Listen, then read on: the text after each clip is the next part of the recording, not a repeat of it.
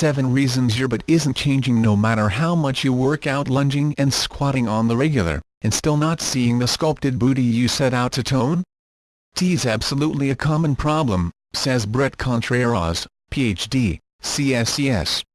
But while genetics plays a huge role in your glute size, then people who don't have strongest glutes are able to dramatically transform those muscles once they start exercising right, he says. We talked to a couple of top trainers about the mistakes they see women making when it comes to sculpting around her rear.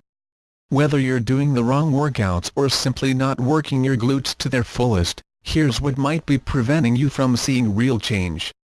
If you're a newbie to glute workouts, you may not know how to activate your glutes, which means you won't see results, no matter how often you work out.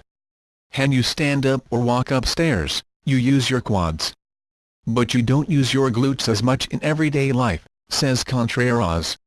Hey, fall asleep, and you need to learn how to use them again. Here's how to test your mind-butt connection. While standing, try to squeeze one butt cheek as hard as you can. For some people, nothing much or at all happens. But you can learn to make the connection. Try to squeeze your glutes similarly anytime in the day when you're standing, like while you're doing the dishes. Then mindfully activate your glutes during your workout warm-ups with clamshells or walking band abductors, placing a resistance band just above your knee and stepping outwards. During exercise, really think about the muscle you're aiming to engage instead of just going through the motions.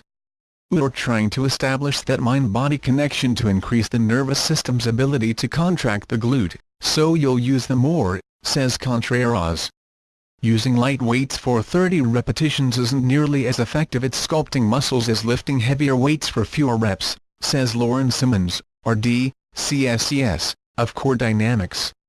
That said, you don't have to lift like a bodybuilder to get results, either, as long as you work to exhaustion. T's gotta be challenging, says Contreras. You can do sets of 20 repetitions, as long as you're taking at least some sets to momentary muscular failure, where you can't do any more reps with good form. Simmons recommends the sweet spot is 8 to 10 repetitions for 4 to 5 sets, gradually increasing the weight throughout until you reach muscle fatigue by the end of the exercise. If you're looking for a well-rounded booty, Contreras and Simmons both say barbell hip thrusts are the golden ticket. Their exercises work your hamstrings and glutes, but done right, this works solely the glute, says Simmons. Trainers tell women to do squats, which only work your lower glutes, so lots of women don't work their upper glutes, says Contreras. Recommend this exercise above any other. It works both your upper and lower gluteus maximus and gets the highest activation of any exercise I've measured. Try getting the hang of the exercise without weights, then gradually add to your load. Be sure to adjust your feet and back positioning until you feel you're working mostly your glutes, and avoid arching your back by keeping your ribcage down and abs engaged during the movement. If you don't know the form, don't be afraid to ask for help, says Simmons. If something feels uncomfortable, you're probably not doing it correctly. Other topics include clamshells, kickbacks aka donkey kicks, and lying side abductions. Working your hamstrings and quads gives your legs including your butt an overall better shape, says Simmons. She recommends weighted squats to work the quads and hamstrings.